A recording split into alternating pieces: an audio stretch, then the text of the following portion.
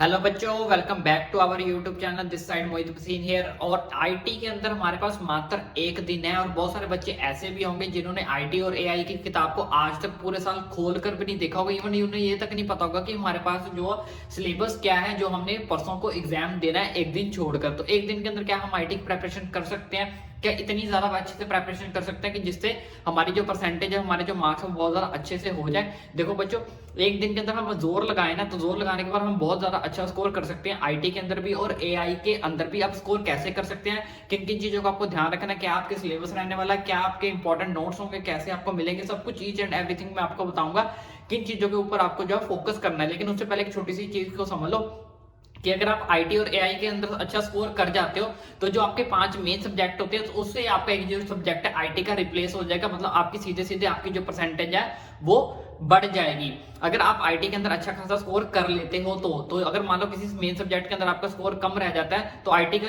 Marks जो उस score के साथ जो आपके रिप्लेस हो जाएंगे। रिप्लेस होने के बाद आपकी जो टोटल ऑल ओवर परसेंटेज होती है वो आपकी क्या कर जाएगी, बढ़ जाएगी। सिर्फ हमारे पास 50 नंबर का पेपर होता है आईटी का, और एआई का 50 नंबर आपके प्रैक्टिकल एग्जाम के अंदर निकल जाते हैं। सिर्फ हमने 50 नंबर के एग्जाम को अच्छे से कंडक्ट करना होता है एक दिन के अंदर। क्या ये पॉसिबल है? बहुत अच्छे से पॉसिबल है, बहुत इजीली पॉसिबल है। बस आपको कुछ मेन चीजों के ऊपर फोकस करना पड़ेगा, वो मैं आपको बता देता हूँ। तुम्हारे पास यहाँ पे जो टारगेट रहने वाला वो रहने वाला 95% का। इंपॉर्टेंट नोट्स मैं आपको बता दूंगा, सब कुछ यहाँ पे मिलेगा, टेंशन नहीं लेनी।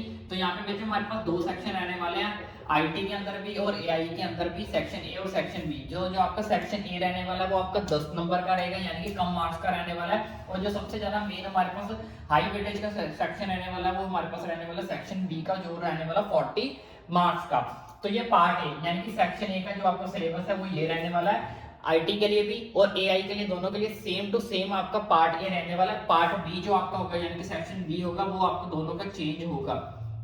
सेक्शन बी आपका क्या होगा, चेंज होगा। लेकिन सेक्शन ए पार्ट ए जो आपका सेम रहने वाला है। 5 यूनिट्स में आपको आएंगे। कम्युनिकेशन स्किल्स जो 2 है, इसमें से कोई भी आपका नहीं आएगा सेक्शन ए में से। सेल्फ मैनेजमेंट में से आएगा 3 नंबर का। आईसीटी स्किल्स 2 में आएगा 3 नंबर का। उसके बाद ये वाले चैप्टर में से आएगा 4 नंबर का, और ये वाले चैप्टर में से भी कुछ नहीं आएगा। यानी कि ग्रीन स्किल्स और कम्युनिकेशन स्किल्स में से आपको कुछ भी नहीं करना है। और ये भी आपका जो है 10 नंबर का पेपर जो है वो रहने वाला सेक्शन ए के अंदर। सेक्शन बी के लिए मैं आपको बता देता हूँ, जो सेक्शन बी होता है वो एआई का थोड़ा सा टफ होगा as compare to IT. IT का थोड़ा सा लाइटली रहता है, लिटरली थोड़ा लिटिल बिट इजी रहेगा एज कंपेयर टू एआई। अब सेक्शन बी के अंदर क्या क्या रहने वाला, कैसे आपको इंपॉर्टेंट नोट्स किन किन चीजों के ऊपर फोकस करना है वो भी समझो अच्छे से। सबसे ज्यादा आपको फोकस करना है एमसीक्यूज के ऊपर, सबसे ज्यादा फोकस करना है, क्योंकि ये जो पेपर आपका टोटली एमसीक्यू बेस्ड रहने वाला है और मोस्टली आपके एमसीक्यू ही इस पेपर के अंदर आते हैं। तो सबसे ज्यादा जो आपका हाई वेटेज जो इसके अंदर कवर करेंगे वो आपके एमसीक्यू ही रहने वाला है। इसलिए आपको एमसीक्यू को जितना ज्यादा तैयारी कर सकते हो, प्रिपरेशन कर सकते हो, जितना ज्यादा जोर लगा सकते हो उतना ज्यादा जोर लगाना है हमने एमसीक्यू के अंदर। तो ये रहने वाला हमारे पास सेक्शन बी आईटी का। पार्ट बी आपका रहने वाला किसका, आईटी का। आईटी का थोड़ा सा आपका क्या करके चेंज करेगा, एआई का थोड़ा सा चेंज रहेगा, जैसे कि मैं आपको ऑलरेडी बता चुका हूं। तो यहाँ पे हमारे पास 4 यूनिट्स रहने वाले हैं। सबसे पहला डिजिटल डॉक्यूमेंटेशन एडवांस है, जो आपका 8 मार्क्स कवर करेगा। उसके बाद इलेक्ट्रॉनिक स्प्रेडशीट एडवांस, जो आपका 10 नंबर कवर करेगा।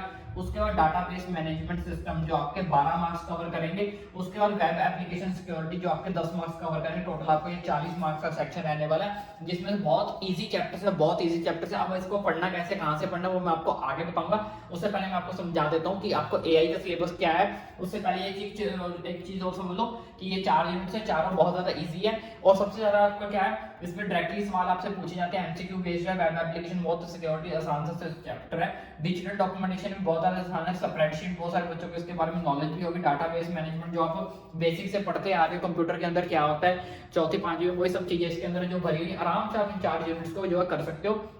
अगर हाई वेटेज की बात करें तो डाटाबेस मैनेजमेंट ही आपका जो सबसे ज्यादा हाई वेटेज का चैप्टर रहने वाला है 12 नंबर का। उसके बाद ये दोनों चैप्टर आपके 10 नंबर का हैं। डिजिटल डॉक्यूमेंटेशन आपका जो है 8 नंबर का रहने वाला। अब एआई के बारे में बता देता हूं, फिर मैं आपको बताता हूं पढ़ना कैसे है, किन किन चीजों के ऊपर आपको फोकस करना है। तो बच्चों एआई चैप्टर्स की बात करें तो एआई चैप्टर्स यहाँ पे आप देख सकते हो, इंट्रोडक्शन टू आर्टिफिशियल इंटेलिजेंस जो आपका 7 नंबर कवर करेगा। उसके बाद एआई प्रोजेक्ट साइकिल जो आपका 9 नंबर कवर करेगा। उसके बाद डाटा साइंस की बात करें जो आपके 4 नंबर कवर करेगा। आफ्टर दैट कंप्यूटर विजन जो आपके 4 नंबर का कवर करेगा। नेचुरल लैंग्वेज प्रोसेसिंग आपकी 8 नंबर की कवर करेगी। उसके बाद इवैल्यूएशन भी आपका 8 नंबर का कवर करेगा। टोटल आपका पार्ट बी सेक्शन भी हो गया 40 मार्क्स का। तो जैसे कि मैंने आपको बताया कि एआई का जो सेक्शन बी है थोड़ा सा टफ होगा, थोड़ा सा ज्यादा होता है। कैसे, AI वाला जो सेक्शन होता है वो ज्यादा होता है किससे, IT से। ठीक है, तो ये आपके 6 यूनिट्स रहने वाला है। इसमें हाई वेटेज चैप्टर्स की बात करें तो ये वाला आपका हाई वेटेज चैप्टर रहने वाला है।